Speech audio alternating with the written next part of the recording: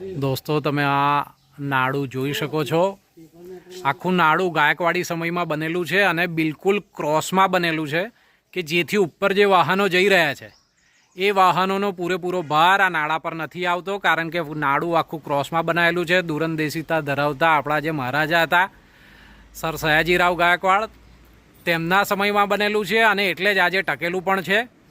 એટલે આ વાત પણ આરએનબી વિભાગ ધ્યાનમાં લે, કારણ કે અત્યારના જે નાળા છે, અત્યારના બ્રિજ છે, અત્યારના રસ્તા જે તકલાદી બનતા તૂટી જાય છે, પરંતુ મહારાજા સમયના જે બનેલા છે એ આજે પણ ટકેલા છે અને એની ચકાસણી કરીને આગળની જે કંઈ કામગીરી છે એ કરવામાં આવે એવી ગ્રામજનોની પણ માંગણી છે।